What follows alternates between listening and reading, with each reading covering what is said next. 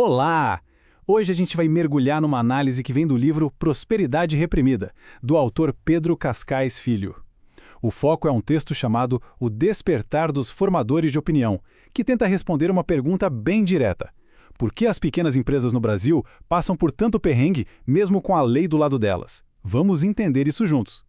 Olha só, tudo deveria começar bem. A nossa própria Constituição Federal garante com todas as letras que as micro e pequenas empresas precisam ter um tratamento especial, mais favorável.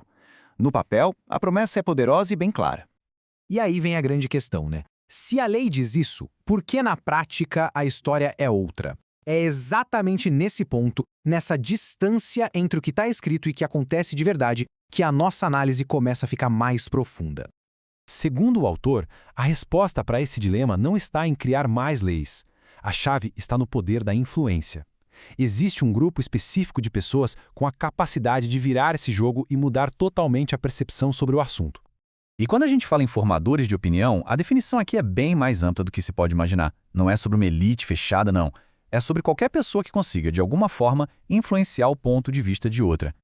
Pensa bem, professores em sala de aula, jornalistas, radialistas, líderes comunitários, políticos, figuras religiosas, a lista é enorme. Basicamente, são vozes que a gente ouve no nosso dia a dia e que, querendo ou não, ajudam a moldar o que a sociedade pensa. E o poder dessas vozes, quando somadas, é gigantesco. O autor usa uma imagem forte, é o poder de construir um castelo ou demoli-lo. Isso quer dizer que a opinião pública que eles ajudam a formar pode, literalmente, definir as prioridades de um país inteiro. Certo. Se esse grupo é tão poderoso, como é que os governos têm lidado com a causa das pequenas empresas? Bom, a análise mostra que existe um padrão bem claro aqui, e infelizmente é um padrão de negligência. O texto faz uma comparação interessante. Pega o governo FHC e os planos do governo Lula que estava entrando na época. Apesar das bandeiras políticas diferentes, a receita econômica era muito parecida. E os dois tinham o mesmo ponto cego. As micro e pequenas empresas quase não apareciam nos planos. Isso leva a gente a uma pergunta um tanto provocadora. Essa mania de ignorar os pequenos negócios, será que é só falta de conhecimento da importância deles? Ou será que existe algo mais aí no fundo? Talvez um tipo de preconceito? E para encontrar essa resposta, parece que não adianta olhar só para a política recente. O autor sugere que a gente precisa cavar mais fundo, olhar para a história de como a máquina pública do Brasil foi construída. A raiz do problema é antiga. Pois é, essa resistência não é de hoje. O autor argumenta que ela começou lá atrás, na época de Dom João VI, com o que ele chama de visão míope e deformada.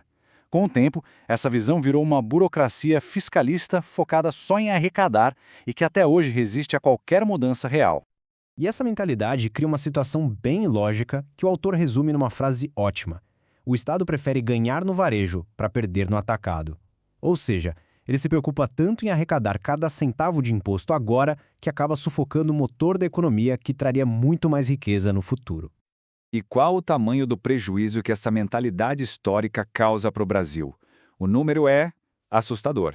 Estamos falando de um potencial de 50%.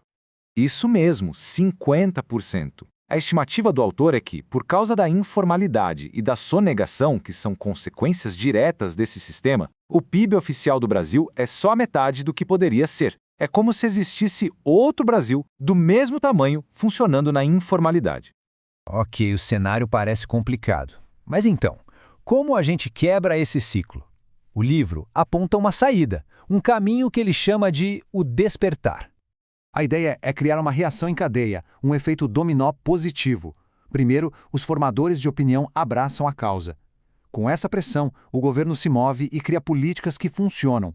Isso fortalece o nosso mercado interno e, como resultado final, a renda é mais bem distribuída para todo mundo.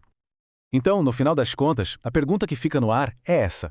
O que vai ser preciso para, de uma vez por todas, a gente quebrar esse paradigma? Parece que a grande chave está em mudar o foco da conversa no país. E isso nos faz pensar no poder que cada voz tem. E saiba que essas ideias não ficaram só no papel. Elas inspiraram movimentos reais. Para conhecer a história de como nasceu o Sempevi, que hoje se chama Ampé, fica o convite para ouvir outras análises e compartilhar com mais gente. É só acessar o site empreendedorismoempauta.com.br.